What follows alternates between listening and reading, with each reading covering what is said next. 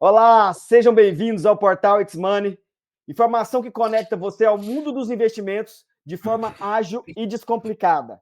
Vamos fazer mais uma vez um dos quadros que eu mais gosto, hein? As mentes por trás dos rendimentos. Já falei isso outras vezes para vocês. A gente investe nosso dinheiro nos fundos de investimento e às vezes não sabe aonde esse gestor está investindo, o que ele está fazendo. Então, esse nosso quadro é exatamente para trazer a visão desse pessoal, como eles têm feito as aplicações do nosso dinheiro, consequentemente, como enxergam o mercado e o que estão visualizando mais para frente. Eu sou Leonardo Fernandes e trago mais uma vez meu parceiraço, Felipe Arslan, da Morada Capital. Vou fazer o merchan dele de novo, todo mundo já conhece, mas vou fazer o merchan dele de novo. Já vou te trazer para cá, Felipe, chega mais. Mas vou fazer o merchan de novo, hein? CEO da Morada Capital, CEO e sócio fundador, mais de 28 anos de experiência no mercado financeiro, passou os últimos 7 na Vila de Capital, mas antes disso passou por vários bancos americanos, Morgan Stanley, Goldman Sachs e assim vai. Felipe, e você tem notícia boa para nós de novo, né? Porque apesar do mercado de bolsa brasileira ter dado andada esse mês de julho, o fundo de ações da Morada reagiu bem. Me conta um pouquinho disso. Pois é. Boa, Léo, tudo bem, cara? Bom, obrigado a todos de novo. Um prazer, uma honra estar com você aqui, meu irmão. Descomplicando, né? Falando a linguagem aí da turma, vamos entender aí o que a gente tem feito, né, aqui na Morada Capital. Naquele primeiro quadro, eu fui muito enfático em dizer, né, o que seria o nosso fundo. Né? Um fundo de ações, um chamado long bias, né, que teria o direito de não precisar estar alocado, lembra? Lembro. Então, assim, eu posso e lembro da posição internacional também, hein? Que, por sinal, também continua sendo assertiva, né? Eu vou aproveitar, Felipe, inclusive, você falando disso, eu vou colocar o link aqui embaixo para o pessoal que não assistiu o primeiro episódio, para quem quiser ir assistir, conhecer mais detalhes, porque ali a gente falou bastante do fundo, da estratégia do fundo, né? A gente vai acabar falando um pouco mais de como andou aqui em julho e o que vocês estão visualizando de cenário. Então, quem quiser, viu, pessoal, tá o link aqui embaixo para assistir nosso primeiro episódio, um bate-papo com o Felipe sobre o fundo, bem mais detalhado. Isso, nós não vamos falar sobre o fundo, vamos falar agora hoje um pouco de cenário e como é que o cenário impactou na nossa carteira. Né? Então, o fundo, como falei, só fazer um envelopamento, um empacotamento aqui rápido.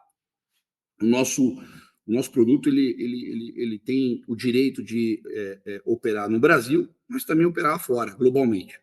Nas mesmas proporções, né? Se eu não quiser estar investido, eu também não preciso estar. Então, ele dá uma liberdade muito grande, né, de você investir no Brasil em coisas boas. Lembra que eu falei que no Brasil a gente investe em coisas de valor, né, e aí a gente parte para fora num ambiente de crescimento de várias empresas, tá bom?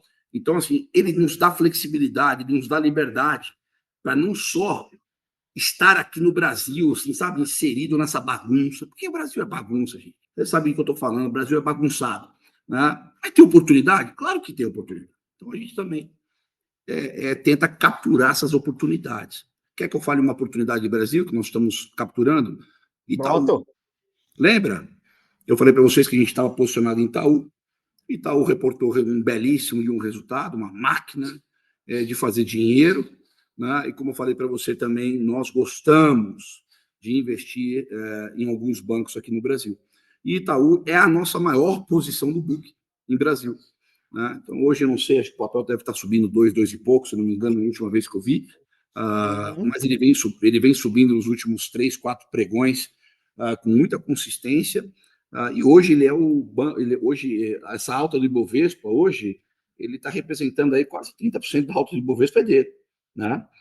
Então, cara, é uma posição ganhadora nossa em Brasil, né? E já que eu estou falando de Brasil, eu preciso falar que, né, Brasil, a gente aumentou a exposição no Brasil por um motivo, tá, Léo? A gente tinha uns 26, 27% de Brasil, a gente foi para quase 40% de Brasil. Tá? Brasil underperformou muito aos países da América Latina, não sei se chegou a ver, mas em relação ao México, principalmente, Isso por conta, Léo, dessa história da tarifa, né? A tarifa, em relação ao Brasil, ela foi um pouco mais pesada, né? Esse estresse que o Brasil está tendo com os Estados Unidos, a Magnistic, né? Essa imposição de 50% sobre produtos brasileiros, claramente pesou no Ibovespa no mês passado, né? Para você ter uma noção, o Bovespa, né, que é a Bolsa Brasileira, o índice da Bolsa Brasileira, caiu 4,2%, enquanto que os Estados Unidos, que é a Bolsa Americana, o S&P, subiu 2,2%. Né? Então, se eu olhar a Bolsa Mexicana, ela acabou subindo, porque ela conseguiu o México conseguiu chegar em tratativas melhores com os Estados Unidos, e o Brasil não. O Brasil praticamente tem uma porta fechada com os Estados Unidos, né? E isso causou um desgaste e também uma underperformance para o mercado brasileiro, né? Então, a Bolsa Brasileira, no mês passado, foi um dos piores índices do mundo, uma das piores bolsas foi a Bolsa Brasileira, né? Acho que não preciso nem dizer o porquê, né? Então, essa história do Lula via BRICS, tentando tirar, né, a dependência do dólar, isso vem pegando, impactando demais. Hoje ele acabou de dar uma outra declaração muito ruim, nesse mesmo sentido, né? O Trump acabou de impor tarifas adicionais à Índia, né? Muito por conta da compra de petróleo da Rússia, né? Então, o Trump acabou adicionando mais tarifa à Índia, e o Lula hoje quer chamar tanto a Índia quanto a China para a mesa para devolver essas retaliações via BRICS. Isso é terrível para o Brasil, né? Porque para quem quer sentar na mesa de negociação, não parte para um combate como esse. Então, acho que, no nosso entendimento, a Bolsa se desvalorizou demais e já foi para o preço do estresse todo que a gente está vendo aí em relação a essa guerra tarifária. E, cara, de verdade, o que a gente está vendo aqui em relação a Brasil, né, do ponto de vista econômico, tá? Por que a gente aumentou posição em Brasil? Porque, do ponto de vista econômico, esse efeito das tarifas, no nosso ponto de vista, ele é pequeno, tá? Porque, se for ver, ele já abrandou boa parte das exportações, quase mais da metade das exportações, ele já meio que retirou aquele excesso por 40%, né? Então, a gente está vendo que é um impacto relativamente pequeno nas empresas, né? Não estou falando isso do ponto de vista... no viés político, no viés cenário, isso, exato. Mas no viés numérico, real, concreto... Exato.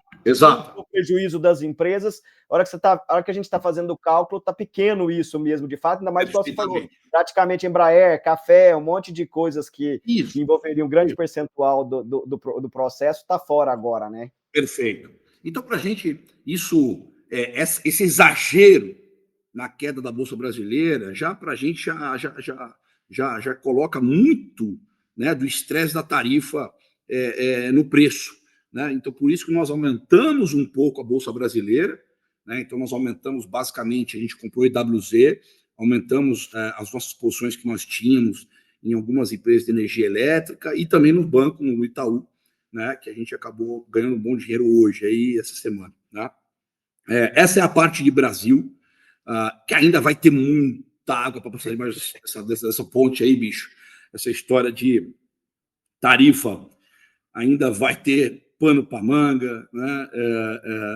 O judiciário com o Congresso, Senado, no Legislativo, ali vai ter muita bagunça ainda, né? Mas a gente acha que, em termos de valuation e as empresas que seriam afetadas, a gente acha que está muito no preço. Tá? Então, por isso que a gente aumentou a nossa posição em Brasil. E, por outro lado, Léo, nós reduzimos a nossa exposição na Bolsa Americana ao longo do mês. Tá? Por quê? Tá? Basicamente, o que a gente viu ali foi, obviamente, uma andada muito forte nas empresas que a gente tinha, principalmente uma empresa que a gente tinha, que era a Google, né? Ela reportou um bom resultado, e a gente acabou diminuindo um pouco na alta, né? E o mercado de trabalho americano, ele acabou mostrando um arrefecimento, tá bom? Então, o relatório de emprego, que foi, na verdade, o principal indicador do mês nos Estados Unidos, na verdade, foi divulgado no dia 1º de agosto, mas pode chamar de julho, né, que é o dado de julho, ele apontou um acréscimo de 73 mil postos de trabalho, que é muito pequeno, é muito pouco, dado o esperado, né? E, cara, teve revisão dos dados anteriores, né? Que acaba revelando um mercado de trabalho bem menos aquecido do que a turma estava imaginando. Isso criou um ruído violento, tanto é que o Trump acabou demitindo até a pessoa responsável por essa pesquisa, né? Isso acabou gerando um estresse muito grande e também uma apreensão muito grande no mercado americano, né? Os resultados, por outro lado, os resultados das empresas americanas, que está agora nessa semana passada, e mais essa vai ter uma semana cheia de resultados, se você for pegar a média, está sendo para cima, tá? Uhum. Os resultados das empresas no segundo trimestre de 2025 está sendo, cerca de 80% das empresas do S&P superaram as estimativas de lucro, um crescimento aí agregado de IPS próximo de 12% em relação ao ano anterior. Né? Então, você tem 80% das empresas que já reportaram superando as expectativas e as estimativas de lucro. Né? Óbvio que parte das empresas está concentrado em tecnologia, né? O setor de tecnologia continua impulsionando bastante os resultados, tá? Liderado por serviços em nuvem, solução de inteligência artificial, plataformas digitais, né? Enquanto que setores cíclicos, né, basicamente industrial, consumo discricionário,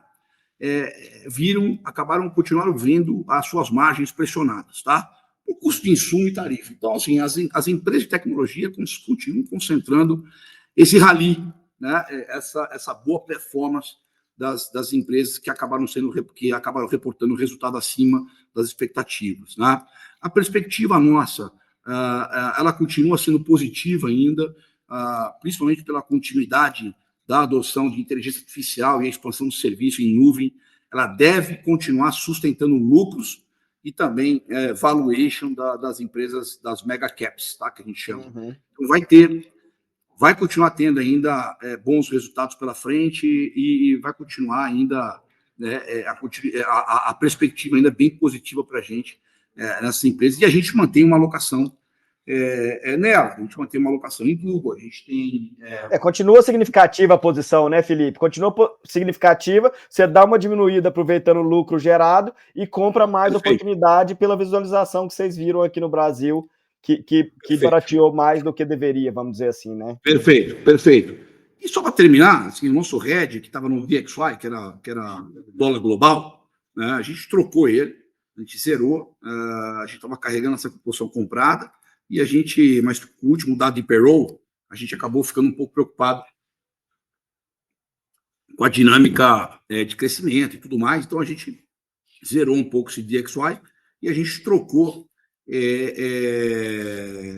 pelo ouro, tá? A proteção pelo ouro. Agora, o DXY, na verdade, o número de emprego para baixo, ele vai aumentar muito a pressão o corte de juros do Fed, meu amigo. Que já estava enorme, né? Já estava enorme a pressão, né? Agora, então... Se você vê hoje, já tem 3 cortes na curva, né? Precificado para esse ano. Né? Então, aumentou muito a chance na próxima reunião, né? Na próxima de já começar o corte de juros nos Estados Unidos. Na última reunião. Setembro, eu acho que é a próxima reunião, né? Já gerou muito essa expectativa de já um corte nessa reunião, né? Isso. Porque na última reunião de agora já teve, já foi uma decisão mais dividida. Já teve uma bola dividida. Então, assim, se começar corte de juros nos Estados Unidos, meu amigo, a Bolsa deve andar mais, né? Então, nós temos posições ainda, né, na Bolsa Americana, temos posições na Bolsa Americana, mas estamos maiores na Bolsa Brasileira, né? Continuamos na Bolsa Americana, mas a gente fez um rotation, né, que a gente chama de rotation, zerando um pouco de algumas papéis de Bolsa Americana que a gente tinha que andou demais, colocando um pouco de Brasil para dentro, dado a underperformance que eu mencionei para você no início, né? Então, em julho foi muito bom para a gente. A Bovespa caiu 4,2 e o nosso fundo subiu 1,1. Né? Então, isso muito por conta das empresas de tecnologia que a gente tinha no book, nas empresas de tecnologia americana, que contribuíram bastante, né, para a nossa performance. Né? Então, os principais papéis que contribuíram para a nossa performance foram a própria Google, que eu mencionei, a Amazon, a própria NVIDIA e a Microsoft. Só para você ter uma noção de que essas 4 empresas contribuíram bastante para a performance do mês. Tá? E aí, aos detratores do mês, acabaram sendo as empresas brasileiras, né? Porque a Bolsa caiu 4,2, não teve jeito. Né? As nossas empresas brasileiras, a começar pela XP, depois a Energias, a Equatorial e a Sabesp, que é o que a gente tem no portfólio. Tá? Foram as empresas que acabaram sendo as contribuições negativas no mês. Mas, como eu te disse, a gente acabou fechando para cima no mês de julho, uma bolsa caindo 4,2. Isso foi ótimo.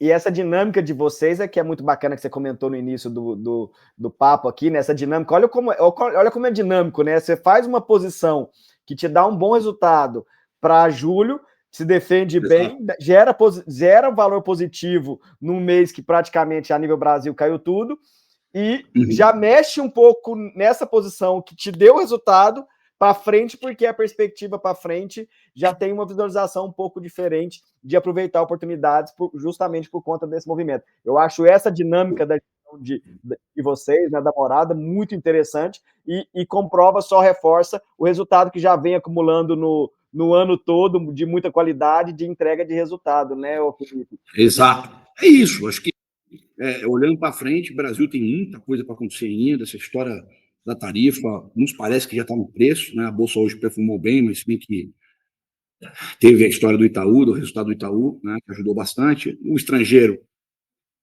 ameaçou 7 pregões saírem aí, né, de 7 pregões, mas vamos ver como é que continua essa dinâmica daqui para frente, do dinheiro do estrangeiro, né, para o Brasil. Aqui a Bolsa é muito dependente do estrangeiro, muito. Né? Tem um gráfico que eu vou até mostrar para a turma, o dinheiro do estrangeiro no Brasil versus a relação com a performance do Ibovespa. É impressionante. Né? Então, é grande a correlação, né? Não tem jeito do Brasil subir sem dinheiro estrangeiro e vice-versa. Né? Esquece. Não tem a menor condição. Então, tendo dito isso, né, a gente continua ainda no Brasil, né, com a posição nossa brasileira, mas, de novo, setores muito, muito resilientes, 3 empresas de energia elétrica e 2 bancos. Ponto. Tá? É isso que nós temos em Brasil. E a gente continua ainda posicionado no internacional, né? No internacional, tantas empresas de tecnologia e também algumas empresas de energia para galpão, né? Energia elétrica nos Estados Unidos. Um negócio muito bacana, Felipe, que eu acho que vale a gente reforçar aqui, a gente falou no outro bate-papo, que também é diferencial para o investidor no fundo da Morada de vocês, é que a sua referência é o IPCA mais IMAB, né? Então, imagina se fosse com o Ibovespa, o investidor ia pagar uma baita de uma performance agora, né? Porque deu menos 4,5 contra 1,1 positivo, né? Então, o fundo IPCA, IMAB prejudica vocês, entre aspas, vocês ganham menos com isso, com o resultado positivo, mas favorece o investidor, né, Felipe? Eu acho que isso vale reforçar para a turma, você explicar isso de novo, que o intuito da Morada é realmente gerar valor para o investidor que aplica o recurso junto com vocês, né? Léo, cara, assim, quando você olha para o Brasil, né, a gente tem que ser muito honesto em dizer que nós lutamos contra o benchmark do brasileiro, né, que é o CDI, e mais especificamente hoje, é o IPCA mais yield do IMAB, que seria o CDI mais um, né, que a turma está nas NTNBs da vida. Né? Então, a gente precisa ser honesto, né, com o brasileiro, e a gente precisa bater esse índice, né, de qualquer forma. Né? Então, a gente precisa entregar isso, retornos consistentes, ao que a turma já tem. Né? Se eu falar para você... Porque ele fica lá no banco ou fica no produto comum, né? Essa é a verdade. Acabou. Então, eu preciso convidar essa turma a sair desse produto, Léo, e falar, cara, eu quero surfar ações com consistência, sem tomar muito drawdown, né? Porque o drawdown ele acaba te jogando para fora do campo, te tira do jogo, né? Exato. Você sai machucado de maca, acabou o jogo para você, né? Então, a intenção aqui da Morada é fazer com que o investidor ele surfe um risco, mas que ele entenda que a gente está preocupado em entregar para ele o que ele teria ali na mão, né? É óbvio que com mais risco ele vai ter que saber que ele está tomando risco, né? Convidando ele para um risco que talvez ele esteja tomando numa NTNB e nem sabe. Exato. Né? E nem sabe, mas o mesmo risco que ele estaria tomando numa NTNB ele não está sabendo, e a gente está usando esse mesmo risco que ele está ali numa NTNB ano 35, por exemplo, vamos falar, né, no ano 35, ele está tomando nessa NTNB, eu estou entregando o mesmo risco para ele, só que operando ações globais e com muito mais chance de entregar o que ele vai ter de retorno, que é o IPCA mais alguma coisa. Né? Então é isso. Esse é o convite da Morada. Né? Então a gente está com consistência. Hoje nós somos já entre os 5 melhores charts do mercado do produto, né? Tentando chegar ali na cabeça, nos primeiros lugares. É isso. E da forma que vocês estão fazendo, não tem muito erro esse caminho, né? Porque fazendo bem feito a gestão, acompanhando com carinho, fazendo as estratégias muito bem montadas e claras, como você disse, né? Então, deixando muito transparente para o investidor, ele sabe aonde ele está entrando e o que vocês estão fazendo com o recurso. Eu acho que tudo isso, Felipe,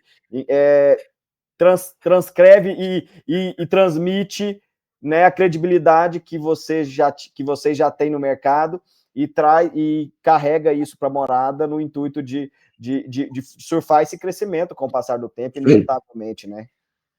É isso aí. Não é à toa que tem aquele ditado, né? Contra números não há argumentos. Vem entregando, está entregando de forma transparente, clara, fazendo o que promete, não tem erro. Não tem erro. É isso mesmo. Vamos com tudo, Léo. E aí, muito bom. A gente volta aí para falar também do cenário, falar do que aconteceu, né? E vamos esperar as cenas dos próximos capítulos aí, que sempre tem emoção. Esse fuzuê não vai passar. Aí tem que surfar, aproveitar, se defender. É o que você comentou. Faz as posições e se organiza. Felipe, te agradecer mais uma vez pela participação aqui com a gente. Né? Sempre um papo muito bom, muito esclarecedor, com muita informação bacana. Né? Quem quiser, então, continuem seguindo o Portal It's Money. Vamos ter mais, faremos mês que vem. E quem quiser acompanhar o Felipe, a gente já coloca as redes sociais dele aqui também. Tem o grupo do WhatsApp que o Felipe comentou da questão dos estrangeiros, esse papo dos países, do Comparação Brasil com os países emergentes, tudo isso, né, Felipe? São informações que você ajuda e contribui com a educação do mercado financeiro para as pessoas. Exatamente. E isso é muito bacana, viu? Obrigado por participar mais uma vez. Tamo junto. Obrigado, meu irmão. Valeu, Léo. Obrigado a todos. Tchau. Um abraço.